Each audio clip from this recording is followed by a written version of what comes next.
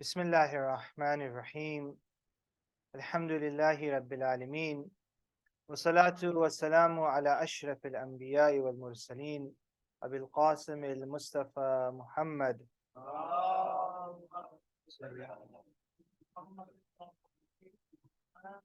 وعلى أهل بيته الطيبين الطاهرين المعصومين المظلومين الذين أذهب الله عنهم الرجس وطهرهم تطهيرا.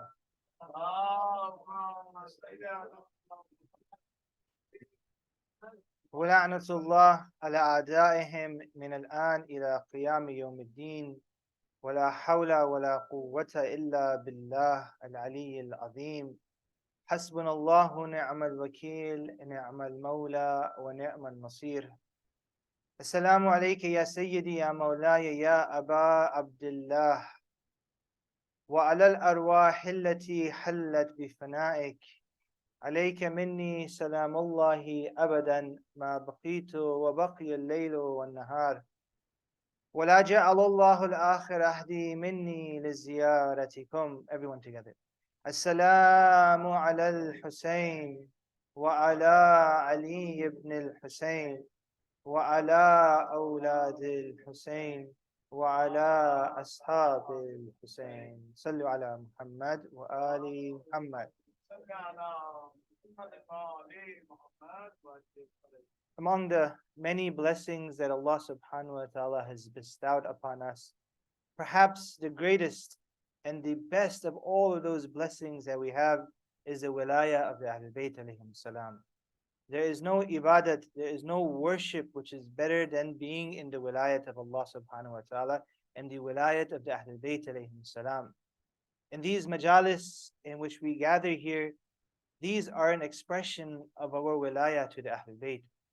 These majalis which we assemble, which we congregate, which we remember Abi Abdullah al-Hussain and the tragedy which befell him and his family, this is an oath. This is an allegiance that we have with Imam Hussain alayhi salam. And these are the moments that we will cherish the most on this dunya. In this dunya, in this world, in this realm of existence, there's many enjoyments, there's many pleasures. And many of those pleasures and enjoyments, they're very much fleeting. They disappear very quickly. You go and you do something, you go on vacation, and when you come back, you forget about it. But one of the unique aspects of these majalis, of these remembrances of Abi Abdullah Hussain, is that these will be the moments that we cherish the most. We will not know the value of these majalis until we go to the akhirah. We will not even know the value of our wilayah to the Ahlul Bayt until the time of our death. Someone came to the Imam and asked him that, what is this wilayah? When is it going to be beneficial to us? We have this wilayah of the Ahlul Bayt and we go through so much difficulty, we go through so much hardship, we're the target of so much oppression and injustice. The Imam pointed to his throat and he said, when your soul is being pulled out, at this moment you will know the value of our wilayah. That moment you will know the value of your allegiance to the Ahlul Bayt alayhim salam. And this is what these majalis are. These majalis, they're an expression of our love. They're an expression of our loyalty, our devotion to the Ahlul Bayt. And without a doubt, if the Prophet was amongst us, he would be the first and foremost in these majalis. If the Imams were among us, they would be in these gatherings with us. They would be crying with us. No, they would be crying the loudest amongst all of us. In one of the hadith, the sixth Imam, Imam Ja'far as-Sadiq,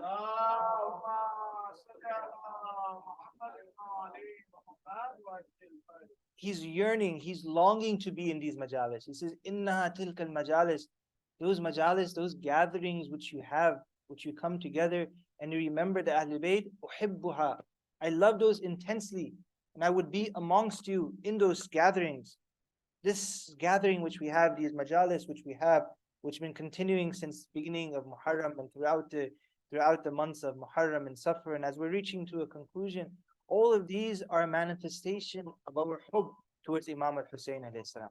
They're a manifestation of our love and attachment to Abi Abdullah Hussain. And this love and this attachment to Abi Abdullah Hussain, it's a very unusual phenomena, because it's a phenomena which we cannot describe. It's a phenomena which we cannot explain. If you want to know what is Hubbul Hussain, The love of Imam Hussain is something which you have to experience it. The love of Imam Hussain is something which you have to go and taste it. It's something which you have to live. It's something which you have to see for yourself. And this Hubbul Hussain, there's a lot of mystique surrounding it. There's a lot of secrets around this love of Imam al-Hussain alayhi salam. This love of Imam al-Hussain, not everyone is deserving of it. Not everyone gets and is qualified for this love of Imam Hussain. In the truest form of that love and attachment to Abi Abdullah Hussain, this is something which Allah subhanahu wa ta'ala puts in the hearts of believers. And if Allah subhanahu wa ta'ala did not determine that there should be love in the heart of that person, that individual, then that heart will completely be devoid of the love of Abi Abdullah Hussain. If Allah subhanahu wa ta'ala wants to give you goodness, wants to give a believer goodness, wants to give a family goodness, wants to give a nation, a community goodness, what does Allah subhanahu wa ta'ala do? Allah subhanahu wa ta'ala gives them the love of Abi Abdullah Hussain. In a hadith, Imam Sadiq says,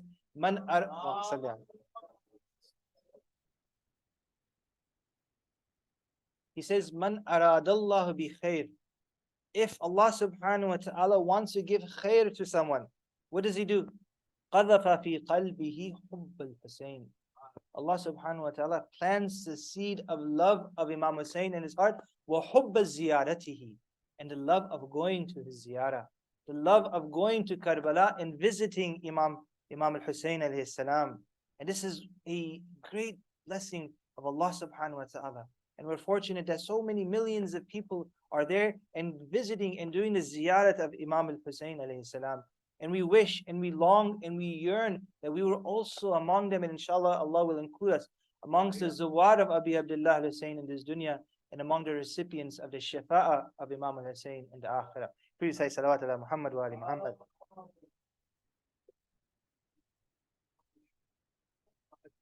These majalis in which we gather here, we cannot devalue them. These majalis in which we assemble here, these are in actuality a fulfillment of the hopes and du'as of Lady Zahra, salamullahi alayha.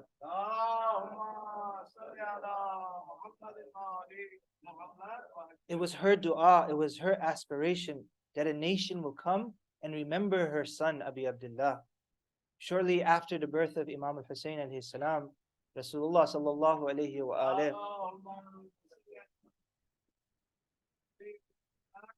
came to the house of Lady Fatima and he kissed Imam al-Hussain, and after kissing Imam al-Hussain, they took Imam Hussain in the other room, and Imam Ali and Lady Fatima were sitting there.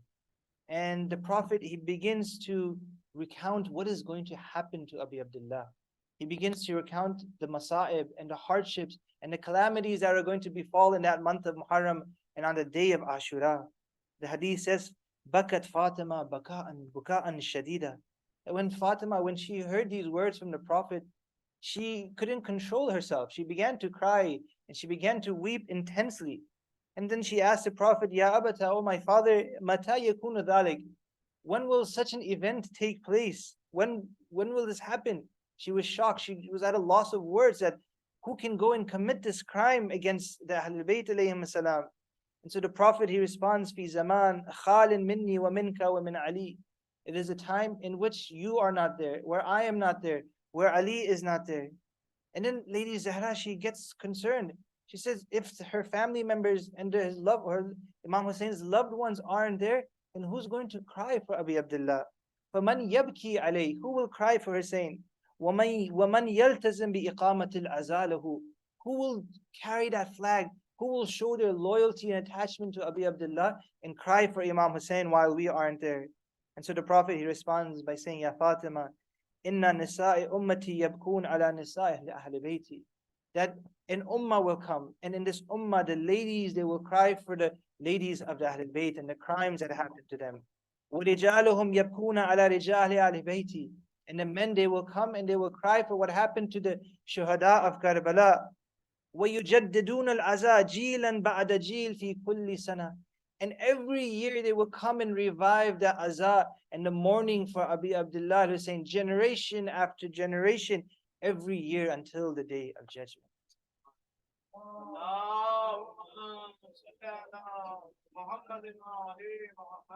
And then he promises her, because at this moment, Lady Zahra, she's crying intensely. And then Prophet gives her a promise. He says, فَإِذَا كَانَ الْقِيَامَةِ, if the day of judgment comes, تَشْفَعِينِ أَنْتِ لِلنَّسَاءِ, Allah subhanahu wa ta'ala will give you the power of shafa for the women of the ummah who cry for Abi Abdullah. وَأَنَا أَشْفَى لِلرِّجَالِ, and I will go and give intercession and shafa to the men of the ummah who cry for Abi Abdullah al-Hussain. وَكُلُّ مَنْ بَكَى مِنْهُمْ, and for every person who cried for Abi Abdullah al-Hussain, عَلَى مُصَابِ الْحُسَيْنِ, every person who shed tears for Abi Abdullah al-Hussain, the Prophet, he makes this oath, he makes this promise, أَخَذْنَا بِيَدِهِ وَأَدْخَلْنَاهُ الْجَنَّةِ, that I will take his hand and make sure that he enters into Jannah. So this majalis that we have, this is a fulfillment of the dua, the aspiration that Lady Zahra has done for her ummah, that there will be a group of people who will come and remember Abi Abdullah al-Hussain. And this is a testimony, this is an oath that we give, that as long as the final breath is in our body, that we will continue to cry and we will continue to remember and lament and weep for what has happened to Abi Abdullah al-Hussain. And our tears will be continuous until we are taken from this world. Salawatullah Muhammad wa ali Muhammad.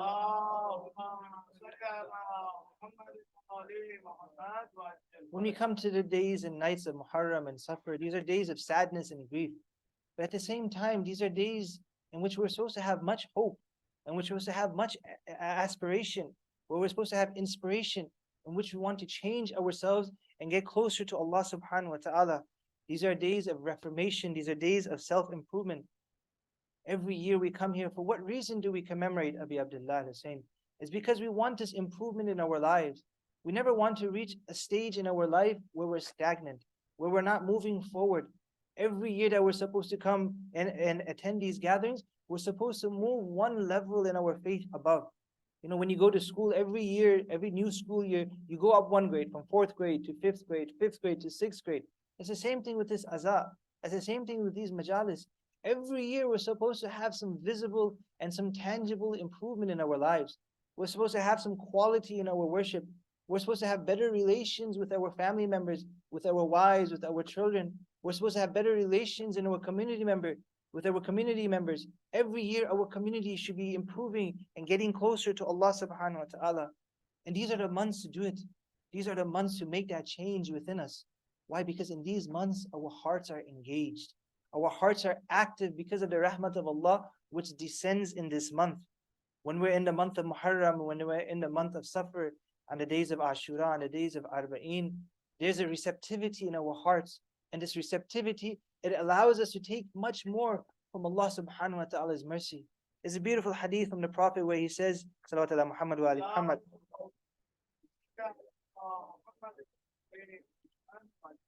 He says, Inna li rabbikum fi ayyami dahrikum, that Allah subhanahu wa ta'ala, in the days of your life, lahu nafahat. Allah subhanahu wa ta'ala has these breezes in which He sends towards you. فَتَعَرَّضُوا لَهُ, when Allah subhanahu wa ta'ala throughout the year, He sends certain breezes to you. When these breezes come, go and take advantage of these breezes. لَعَلُّهُ أَن يَصِيبُكُمْ نَفْحَةً مِنْهَا, so that when these breezes, when they come, you're able to uplift yourself and bring yourself closer to Allah subhanahu wa ta'ala.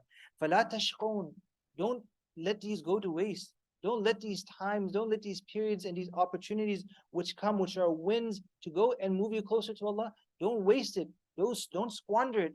In the olden days, before technology and all of these things, people, they would go and they would board ships. And when they would board ships, the captain would look for clouds. When those clouds, when they come, then they would start their voyage. They would wait weeks and weeks. When the proper clouds come, then they go and they embark the ship and they go on their journey. If they didn't go at the right time, then they'll be stuck at sea. And if they're stuck at sea, there's a shortage of supplies. The same thing when it comes to our spirituality. Allah subhanahu wa ta'ala throughout the year, there are certain times where He sends down His mercy, where He allows His mercy to be completely inundated.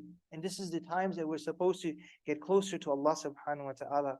So these days, these nights, brothers and sisters, especially as we're approaching Arbaeen of Imam Hussain, let us use these nights, let us use these days to get closer to Allah subhanahu wa ta'ala. Let us make sure that we increase our worship. Let us not stain our days and nights by doing mundane activities, by doing things which distract us from Allah subhanahu wa ta'ala. And this Arbaeen shows us that as long as time exists, that the flag of Imam Hussain will always stay elevated. That flag of Imam Hussain, it will never come down. And it will soar in the sky with much magnificence and much glory. Why? Because this is the will of Allah subhanahu wa ta'ala. What we're seeing this phenomena in Arbaeen, where millions and millions of ardent lovers, they come and they express their love and they demonstrate their devotion to the Ahlul Bayt, and they answer his call that he made on the day of Ashura. هَلْ مِن مُغِيثٍ يُغِيثُنَا. Is there anyone to help me? Is there anyone who to come to the aid and assistance of the Ahlul Bayt? This movement that we see of more than 25 million people coming, this is a testimony that, Ya Aba Abdullah, if we were with you on the day of Ashura, we would have laid our lives for you, Ya Aba Abdullah.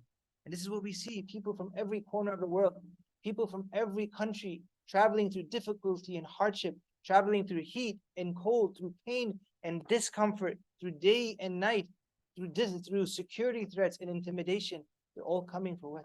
They're all coming to give their loyalty and allegiance to Aba Abdullah. For those who have gone for ziyarah, you see one of the most amazing things. You see people, they sacrifice. Inshallah, tomorrow night, we'll talk about the relationship between Aba Abdullah, the Arbaeen of Aba Abdullah, and how this is a step closer to the dhuhur of the Imam. But we see amazing things that happen at the time of Arbaeen. People, they sacrifice so much. People, they easily give up their belongings of this dunya. Why? To serve the zawar of Imam al-Hussain. We see even children coming and offering sweets and water and food to other zawar of Abi Abdullah al-Hussain. If you look at this is truly a miracle of Allah subhanahu wa ta'ala. There is no human strategy. There is no corporate planning that can go in and organize an event like this, where so many millions of people, they congregate in one place and they have enough food to eat, they have a place to stay, they have water to drink. Any other endeavor will result in failure. But this is a divine will of Allah subhanahu wa ta'ala, that till the end of time, till the dhuhur of the Imam, that this movement of Al-Hussain will continue, inshaAllah. Salawat ala Muhammad wa ali Muhammad.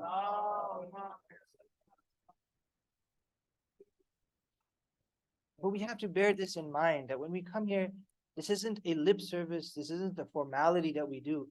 The potency and the powerful nature of Abi Abdullah al-Hussain is that it can change us, is that it can transform us. And we have to leverage this. We have to leverage the sacrifice of Abi Abdullah al-Hussain so that we can improve our relationship with Allah subhanahu wa ta'ala. And this is the purpose. The purpose is to change. The purpose is to transform. We're not coming here just to go as a formality, that we come here a check mark. Okay, the first 10 days of Muharram, we did the majalis. Now, next weekend, next majalis, check mark. Arbaeen, okay, check mark. No, this isn't how we're supposed to approach the movement of Aba Abdullah al-Hussain. When we come to these majalis, it's because we want to alter our lives. We want to get closer to Allah subhanahu wa ta'ala. And if we don't do this, if we neglect this aspect of self-improvement, then this entire message of Abi Abdullah al-Hussain becomes something very shallow, becomes something very superficial. It doesn't carry meaning. The power of Abi Abdullah becomes diminished if we're not able to change ourselves. We come to Abi Abdullah and the movement of Imam Hussain to awaken our conscious. One of the reasons why we do this matam, right? We do this matam for a certain reason. Because our situation is so desperate. Our situation is so bad that we go and we hit our chest so that we wake up, so that we get out of this slumber, that enough is enough. We have to reorient our way of living towards Allah subhanahu wa ta'ala. This is the reason why we hit our chest. Because, when a person dies, what do? They go and they shake the person. Isma, ifham, that listen and understand. And they mention Allah subhanahu wa ta'ala in the Quran. That's the same thing. We hit ourselves. Why? To wake us up. That get your priorities straight in life. Reorient your life so that you're getting closer to Allah subhanahu wa ta'ala. Every year we come here so that we wake ourselves up out of this slumber. A person in life-threatening situations, what do? They go and they take those defibrillators and they give shocks to the person's heart. Why? To give life. This is what the purpose of matam is. This is what the purpose of Abi Abdullah is, so that we reawaken our hearts and we get out of this slumber. Our situation is so bad, we need something extreme to wake us up. And so when we wake up, that's when we are able to improve. That's when we're able to get closer to Allah subhanahu wa ta'ala. Alhamdulillah, we come to these majalis and we hear so much information, we hear so much knowledge, and it's really a blessing. And it's really a miracle that the amount of content which comes every year, it would fill thousands and thousands of libraries, the amount of majalis, the amount of poetry which is written. But this is the key to understanding Abu Abdullah Hussain. The key to understanding the movement of Imam Hussain is through introspection, is through tafakkur, is through reflecting and asking yourself, how can I improve as a person? How can I improve as a servant of Allah subhanahu wa ta'ala? How can I improve as a husband, as a wife, as a mother, as a daughter, as an individual? How can I improve as a citizen? This is where the power and the potency of Imam Hussain lies. When Imam Hussain, when he leaves Medina, he writes a wasiyah. And in this wasiyah, he writes to Muhammad ibn Hanafiya, his brother.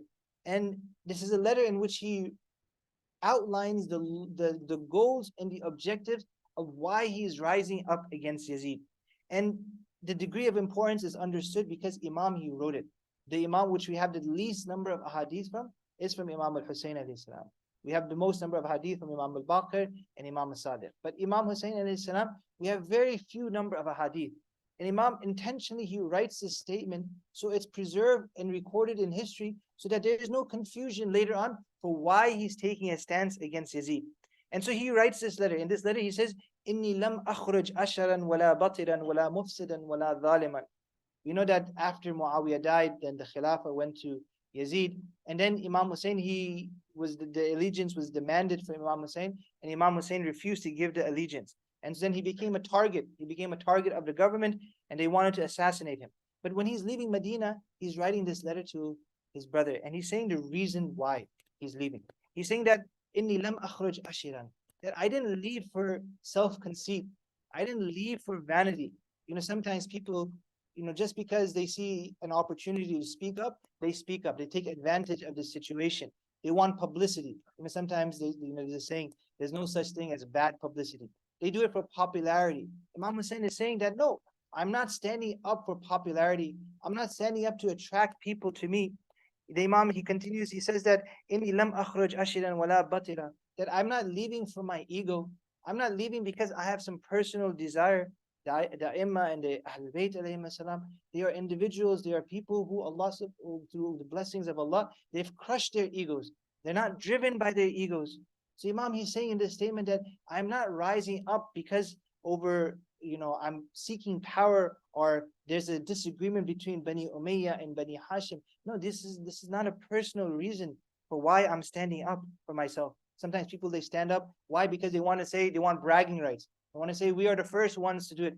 Sometimes people, they rise up and they make a statement, or they have a certain position. Why? Because they want to attract people to themselves. In my workplace just a few months ago, one of the managers, she wanted to reorganize the team a certain way, and because she couldn't reorganize the team, she made a big ruckus. She made a lot of noise, and then finally she quit. She left. She went to a different department. Sometimes people do it. Why? Because they're motivated through their ego. Imam Hussain is saying that no, none of these reasons. I'm not going for any of these reasons. What is the goal for Abu Abdullah Hussain? What is the message for why Imam Hussain, why he wants to stand up? He says, إِنَّمَا خَرَجْتُ لِطَلْبِ الْإِصْلَاحِ بِأُمَّةِ جَدِّي. The key word is al-Islah. What does Imam Hussain want? He wants reformation. He wants rehabilitation. He wants an improvement in the circumstances of the Muslim Ummah. The goal of Imam Hussain is what? Is al-Islah, is reformation. He wants to make a change for the good. And then he continues by saying that Uridu an amara bil ma'ruf wa anha anil munkar. How does this change happen? How are we able to bring about this change? This change happens through amr bil ma'ruf and nahy anil munkar. These two concepts of amr bil ma'ruf and nahy anil munkar, these are the core messages of Imam al-Hussain. Imam Hussain wanted to bring about a change, and that change happens through amr bil ma'ruf, by commanding towards good and forbidding to evil. However, there are levels to Amr bil Maruf and Nahy Munkar. The first level, brothers and sisters, of Amr bil Maruf and Nahy Munkar is a level upon ourselves. We first must command ourselves to do good. We must forbid ourselves to do evil before we go and command others. Inna Allahu la yughayyiru ma biqawmin hatta yughayyiru ma bi anfusihim. Allah subhanahu wa ta'ala gives us an equation that He will not change the circumstances of the people until the people themselves change within their lives. If they don't change within their lives, then the change in the society is not going to come about. And then Imam, he continues, he says, Usiru bisirati jaddi wa abi Ali ibn Abi Talib alayhi salam. I want to go and travel the path of who? Because this method of reformation of through Amr bil Ma'ruf and Nahy al Munkar, This was the same method which the Prophet he employed. This was the same method which Imam Ali employed. And through this, salawatullah Muhammad wa ali Muhammad,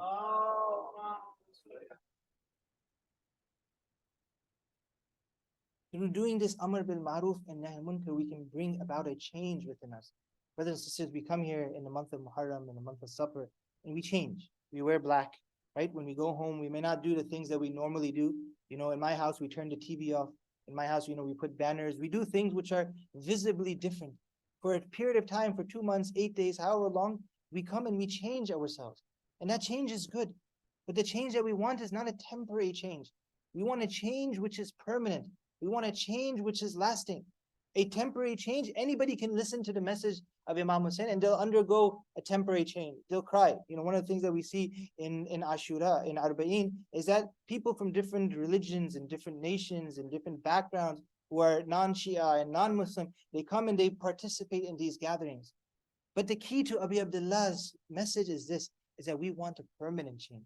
Even that Mal'un Yazid, when the head of Abi Abdullah Hussain was placed on a tray in front of him, he saw the face of Imam Hussain, and he turned to Umar ibn Sa'd, and he said to him that, did you have to kill him? Wasn't there any other way for you to get his allegiance besides killing him? For even just a small moment, Yazid, Mal'un, he changed. He was like, why did you do this? Why did you kill him? He turned to Ibn Ziyad, why did you kill him?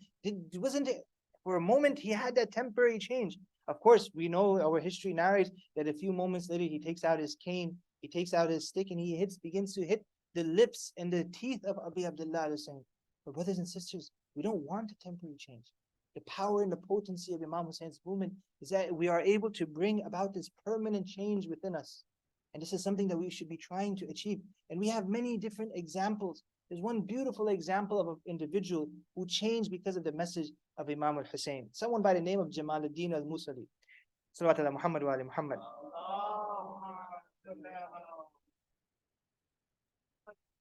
Jamaluddin al-Musali, al-Khali'i, or al-Khali'i, he was born to a Nasibi family, maybe about 6 or 7 centuries ago. And he used to live in Mosul. Mosul was the capital of Daesh. And so he was born in a Nasibi family. And before he was born, his mother and father, they were trying to have a child, they weren't having a child. And so his mother, she's made it a nadhr to Allah subhanahu wa ta'ala. And in this nadhr, she said, oh Allah, if you grant me a child, I will raise this child with so much hatred for the Shia that I will send him to Karbala and I will make him go and kill the Zuwar of Abi Abdullah Hussain.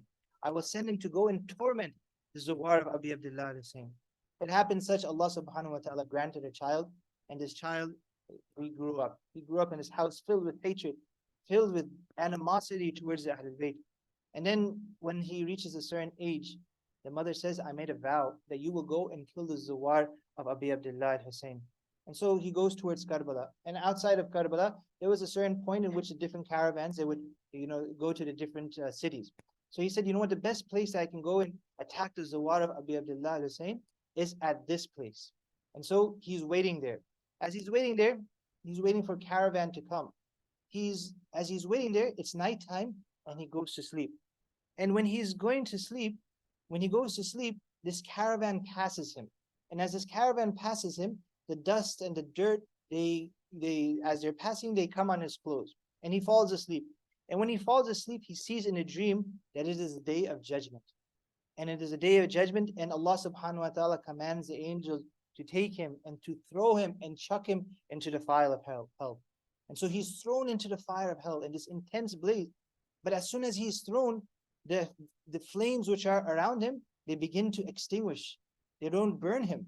And so he wakes up in a state of panic. He's startled. He said, just seeing the fire of hell is not something small. And so he wakes up and he sees that what is he? He's covered in the dust of the Zuwar of Abi Abdullah Hussain. And then because of that dust, that dirt of the Zuwar of Abi Abdullah Hussain, it became an impediment from the fire of hell touching him.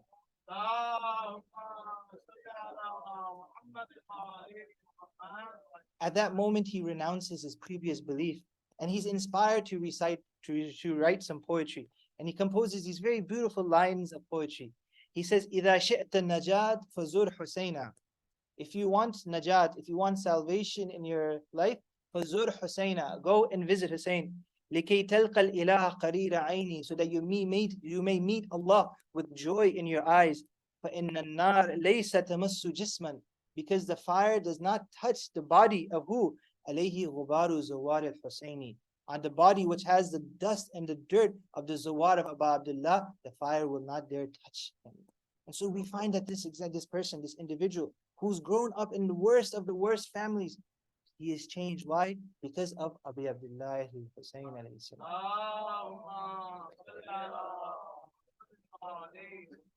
The hardest of hearts, the hearts filled with the most animosity, the most rancor, it can change with Abu Abdullah. And that's the miraculous nature of Imam al-Hussein. Jamaluddin al-Musali, he goes back to his family. And when his parents find out that he's become Shia, they excommunicate him. So he moves to Karbala. And then afterwards he goes to Hilla. He passes away in Hilla, and people still go there for a ziyarah. And he has written so much beautiful poetry in praise of the Ahlul Bayt alayhim as-salam. A moment of reflection, a moment of introspection, it can cause your lives to change. And this is what Imam needs from us. Imam, he doesn't want people who just come here and do lip service. Imam wants people who increase their quality of their religion. You know, one of the most powerful ziyarat that we have is the ziyarat al-Nahiya. And this ziyarat al-Nahiya, Imam al-Mahdi ajallahu faraj sharif,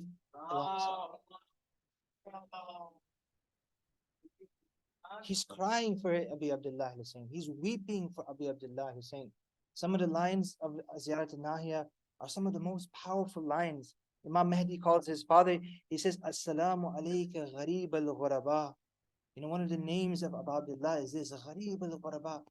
On the day of Ashura, Imam had no companions. Why? Because the level of companionship required that people reflect, but people didn't reflect. And then Imam continues, Assalamu ala shaheed al-shuhada. Oh, the one who is a witness to all of the shuhada, all of the calamities, all of the tragedies that happened on the day of Ashura. Imam Hussain was somebody who witnessed it. He's gharib because why? He has no supporters. He has no one to come and help him. Imam is surrounded by wild beasts, and there are no humans surrounding the Imam. In Ziyarat Nahiya, Imam continues, Assalamu ala al-mughassali bidam al-jirah. He says, Salam on the one who is given ghusl. But Imam is not given ghusl from water, but Imam is given ghusl through his own blood.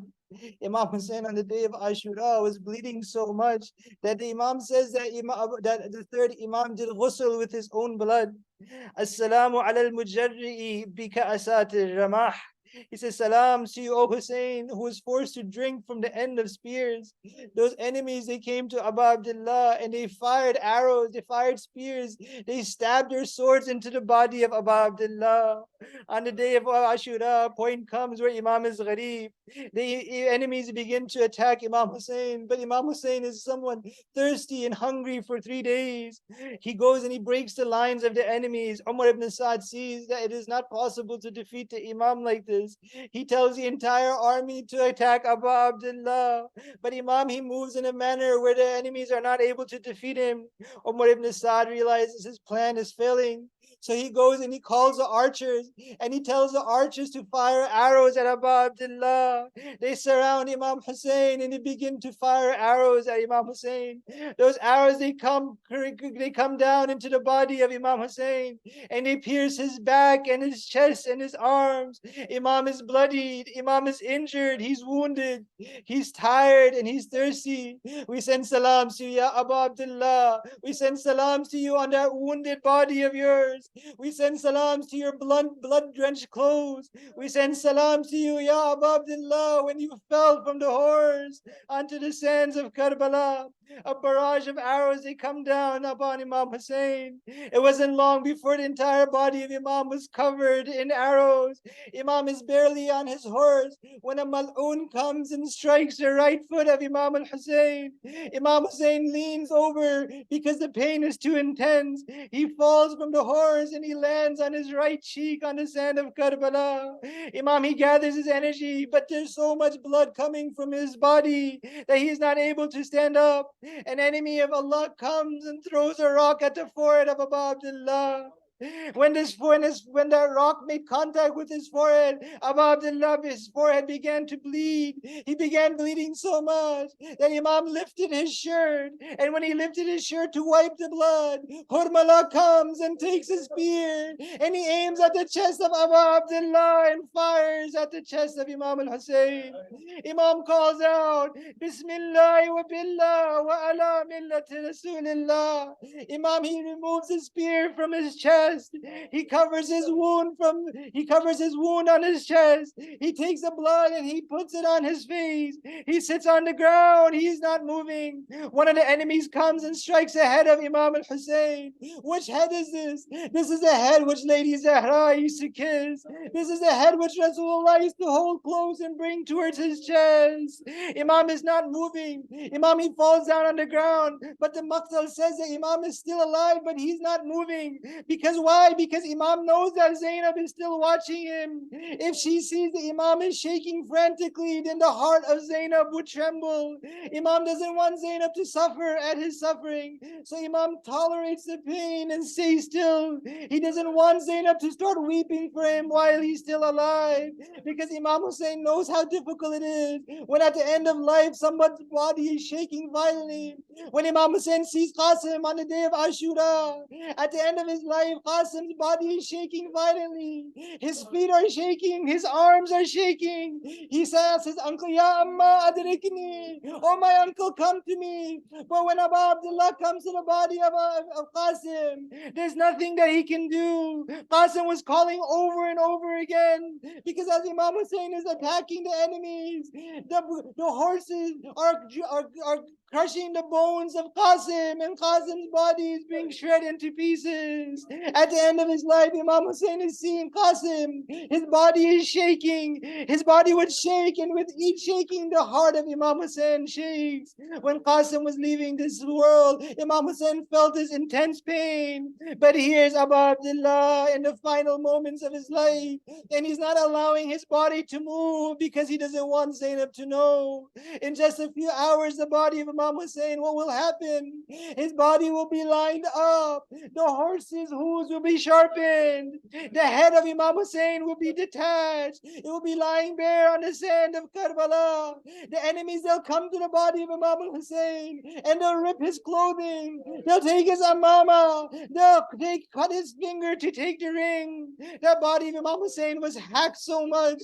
That body of Imam Hussain was crushed so much that I do not know how Sakina came to the battlefield and recognized the body of her father.